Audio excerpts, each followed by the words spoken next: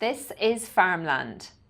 Coming up on this evening's show, Siobhan Ring, geneticist at the ICBF, will be here to talk about the Dairy Beef Index and the potential it offers for both dairy and beef farmers.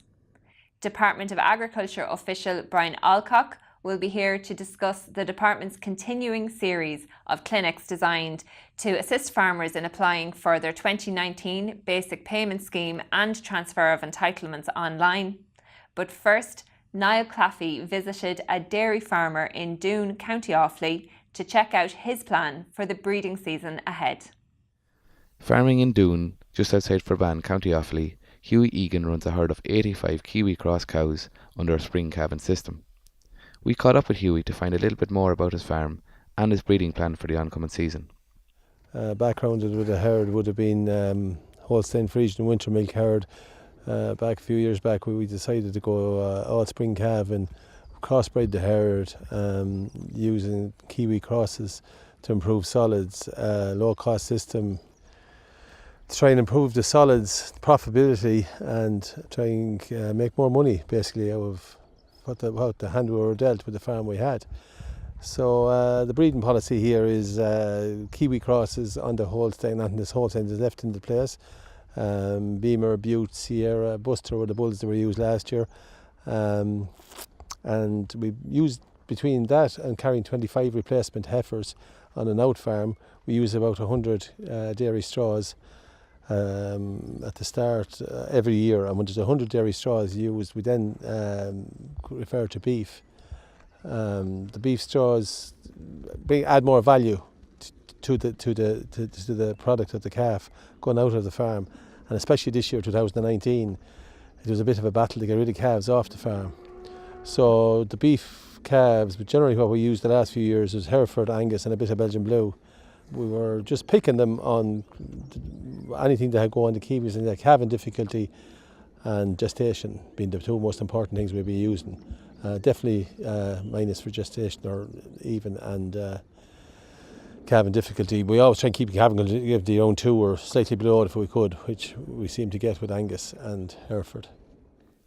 Also, for the 2019 breeding season, which is due to commence on May 7th, a team of 4 bulls, 2 Aberdeen Angus and 2 Hereford have been selected from the Dairy Beef Index that are positive for carcass weight and conformation, without being excessively hard calving for the dairy herd. Interestingly enough, talking to my dairy advisor there, Jim Miles there in Teagasc, and Jim was informing me about this DBI index that was coming in. I'd heard about it before but hadn't done an awful lot of research in it. But the last week or that, before the breeding season begins, I was just looking at it there lately. Found it a great tool, very important tool. The bulls to be using there, as I picked out, was 2 Angus, A2163 with a calving difficulty 1.9, and TKR, which was a bull I used last year and the year before anyway, with a calving difficulty 2.9, and they were the 2 Angus bulls, and the Hereford bulls was KZP there, 2.2 calving difficulty, and HE4045 at 3.2. So I probably used the other ones and the more mature cows, the higher ones. Hughie stressed the importance of producing good quality calves for both himself, the dairy farmer, and the beef producer who will rear and finish the calf.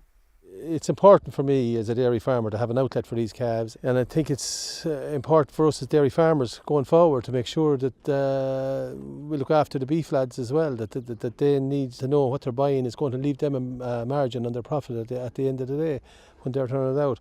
I have return customers. I want to have return customers going forward, and I really need these boys to come back to me to take these yokes off me. So it's important that I can show them these type of figures, that we can both work together, ensuring I get a margin, get rid of my calf, get sale for my calf, and he has a margin on his end. We're joined now by Siobhan Ring, geneticist at the ICBF. Siobhan, thanks very much for coming up to see us. No problem, Claire.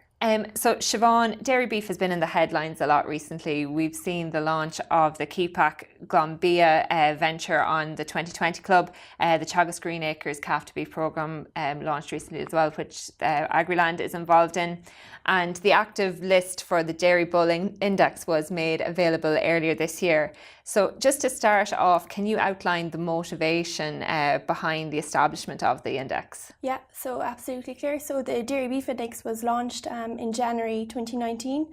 So it's really just hot off the press. And I suppose where it came about from really It started a number of years ago, the research work into it. So we had Teagasc, the Irish Cattle Breeding Federation, involved, and also Abacus Bio in New Zealand. So it was really hot topic for the last number of years, and I suppose it's really brought about, I suppose, with the increasing dairy herd size. So compared the year 2010 to 2018, we've got about 400,000 extra dairy cows calving, and as well as that, we've almost 300,000 extra beef calves being born from the dairy herd. So dairy cows are now more fertile with the evolution of the EBI and the success of that, and I suppose there's ample opportunity for dairy herds now to increase their use of beef sires in the dairy herd. So I suppose traditionally dairy farmers have been concerned with selecting beef bulls for use in the dairy herd that are easy calving and short gestation. But I suppose having learnt our lesson from pre-EBI times, where we selected in dairy cows for higher milk yield and higher milk constituents, and we ignored fertility, cow fertility declined. So I suppose here we're just trying to negate potential negative effects on carcass merit and overall efficiency of the dairy by beef cross. So that's why we've introduced this dairy beef index. Siobhan, can you actually just expand there just on the benefits of using this index for the dairy farmer and also for the beef farmer? Yeah, so the dairy beef index, what it does is it tries to find a balance between calving merit and also beef merit. So it's made up of, I suppose, 64% of the index is made of calving traits. So I suppose you're talking about selecting for easy calving, short gestation and lower calf mortality. And in terms of the beef value side, then we're looking at increasing our carcass weight, improving carcass conformation, lower fat and improved feed efficiency.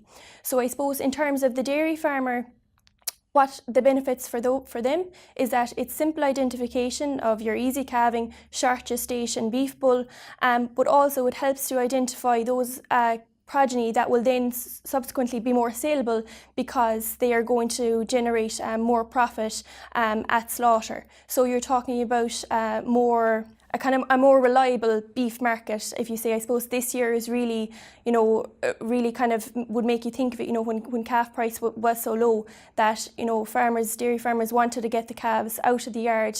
And I suppose having a market there for your calves is just so important. In terms of the beef farmer, then they're the ones that are reaping the rewards in terms of the higher carcass merit.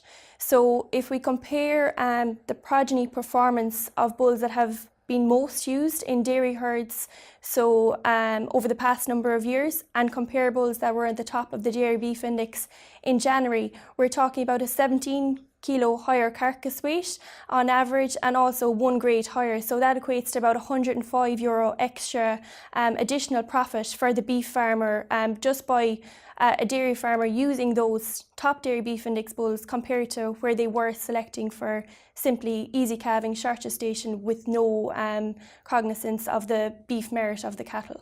So Siobhan, the breeding season is upon some farms at the moment. It's fast approaching on others. For dairy farmers that are interested in this index, what do they need to look out for? Okay, so firstly, the Dairy Beef Index, it's available online at ICBF.com. You can contact your local advisor or your AI technician or breeding company, and they will have the list available. So the Dairy Beef Index, it's in euro figures, so the same as the EBI, with €1 increase equating to €1 additional profit compared to the average performance of Holstein Friesian. So we'll say a bull that has a dairy beef index of €100, compare that to a bull with a DBI of €20. The bull with the €100 DBI will have €80 more profit than the other bull. So I suppose that should be influencing your decisions when you're picking bulls. And then I suppose if you want to have the most profitable progeny, it is to select the bulls that have the highest dairy beef index. Now, if you're extremely focused on easy calving, then you can select from the Dairy Beef Index active bull list. There's 75 bulls to choose from a number of breeds and a number of AI companies. So there's plenty of selection choice available. So if you're looking for your easy calving, within that you can see bulls that are easy calving and have the short gestation. But because they're on that list, they're also good on beef merit. Siobhan, the active bull list was just made available in the last few months, but what is the uptake? I know it's only in its infancy at the moment, but what has the uptake been like so far? Yeah, so as you say, the breeding season is only coming upon us, so really I suppose the fruits of our labour will only be seen in the next couple of months. But the feedback on the ground is certainly very positive, particularly with the year that we've had so far with, I suppose, Frisian bull calves, making headlines for like being sold for less than €1 in some cases. So I suppose dairy farmers this year are really focused on getting a value-added calf.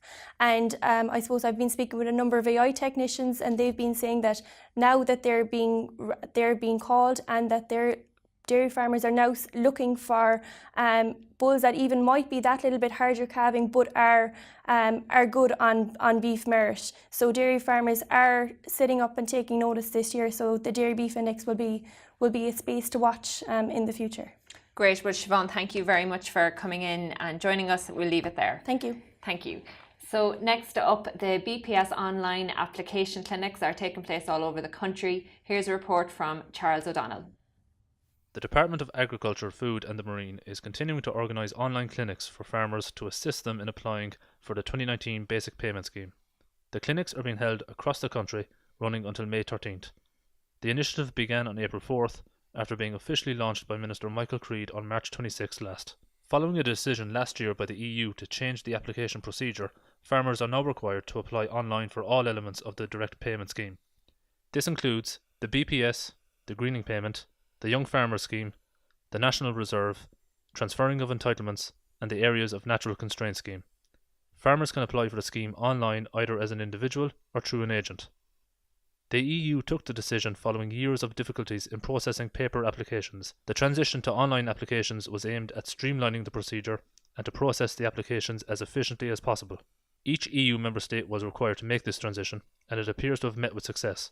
The clinics are designed to help farmers navigate the online application process where they may previously have been used to making paper applications. Similar meetups have been set up in previous years and seem to have proved popular with farmers. The format of the clinics is somewhat different this year compared to 2018. Last year, 2 3-hour clinics were organised per day in different, though geographically close, locations. This year, there will be 1 6-hour clinic per day.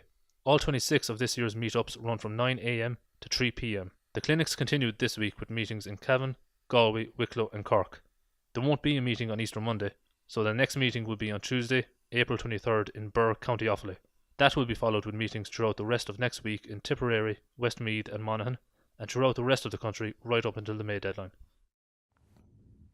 We're joined now by Department of Agriculture, Food and the Marine official Brian Alcock. Brian, thank you very much for joining us. Thank you, Claire. Brian, the department's online clinics for basic payment applications are up and running currently across the country. What has the turnout been like at the clinics, and I suppose who are you trying to target with the clinics? Yeah, turnout has been good so far, Claire. We receive 130,000 applications each year. We're targeting, I suppose, people who maybe are struggling to maybe find somebody to do it for them. Maybe a family member or something is not available. So we're there if anybody is struggling to get their application in online, calling to us in our clinics. We had over 100 attended our clinic in Cavan earlier this week. So turnout has been quite good. It's in line with what we saw last year. So the clinic started earlier this month, and you have how many have you carried out so far? Yeah, so we've done about 9 or 10 clinics so far. We started on the 4th of April in Longford, and we'll be continuing right up to the closing date of May 15th. Also, we're available in our office in Portlaoise, business hours every single day, every working day up until then. Okay, so Brian, last year the BPS was made mandatory online. So just reflecting back on last year when you ran the clinics, what was the turnout like last year, and what were kind of some of the key challenges that you came across last year? Yeah, I suppose for the vast majority of applicants, Claire, they don't need to come near us. They're comfortable doing it themselves, or they have an agricultural advisor, and we're not here to replace those. It's for those who are struggling, maybe need a little bit of support. So turnout would have been a kind of, I suppose, geared towards the end of the campaign last year. We would have seen numbers increase. We're seeing it a little leveled out more this year, so people are more aware. I suppose that's reflective of the amount of communication we did around this last year to support farmers. These payments are vitally important, and we want to make sure that everybody applies. And then some of the common pitfalls or the common challenges that you identified throughout the course of the campaign last year. I suppose last year, the main thing, I suppose, was getting people registered. A lot of people hadn't registered for online services. So that's a process that you need a couple of details with you, and we can walk you through at the clinics. If you're a first-time applicant this year, you get registered. It's similar for anyone who's used online banking. You have a username, a password, and a 7-digit code. So we will generate those and give them to you. So that was a big issue last year. We're not seeing that as much this year. People may have forgotten their passwords or codes. We can reissue them when they come to us. The application itself, one of the biggest issues is maybe not ticking for the Area of Natural Constraints scheme, the old disadvantaged area. And we would see a lot of farmers maybe not ticking it. We've built in some functionality in the scheme that if we think you should be ticking it, we will alert you to it and you can tick it then and go on. Other than that, the system itself, if you're making no changes, is very simple to use. You could be in and out in about 2 minutes. Has broadband been an issue for the online application process? Obviously, that is a recurrent problem in rural areas. There's still a lot of black spots out there and huge delays, as we're all too familiar with the rollout of high fibre broadband services. Has that been an issue for the application process for the BPS for some farmers and some farm families? I suppose the beauty of the system is that it's so simple to use that if you have a smartphone now, you can actually log in, do your application on your smartphone. So if on your farm you're suffering a broadband issue, the next time you're in town, you could log in your phone and do your application and have it done in 2 minutes. Again, if you're struggling, come to ourselves in the clinics and we'll help you out. What are the advantages of the online system at farm level and at department level compared to the paper system? I suppose for the farmer, the obvious advantages are that on a paper form, you could forget to sign it. You could forget to put in a claimed area. You could forget to nominate your crop type. None of those things are possible with the online system. It won't let you progress through the pages unless you've done the mandatory issues. For the department, getting these all in online means we can process them quicker. We saw the benefit in that in the increase in payments on the 16th of October last year. For the farmer, the biggest advantage is probably the advent of preliminary checks for online applicants. And this was brought in 2016 by Commissioner Hogan, and it allows us as a department to notify farmers of certain errors early in June and gives the farmer a chance to come back to us and correct those without a penalty. So last year, given 130,000 online applications, we saw 10,300 farmers eligible for these preliminary checks, and over 5,000 dual claims were avoided because of them. And they can generate significant penalties where somebody absentmindedly forgets to delete off a parcel from their application because they've rented it out. So Brian, what can farmers expect from these clinics? What supports are available to them once they get inside the door? Okay, so if you visit one of our clinics, there'll be 6 staff members there sitting with laptops. We can register you. We can talk you through how to do your application. We won't do your application for you. We will show you how to do the application and you can submit it yourself. If you need to do an online transfer of entitlements, that's also available, or apply for the National Reserve or Young Farmer Scheme. We'll have staff members who can guide you through that process. We'll sit you down, talk you through the screens and show you how it works and help you submit there and then.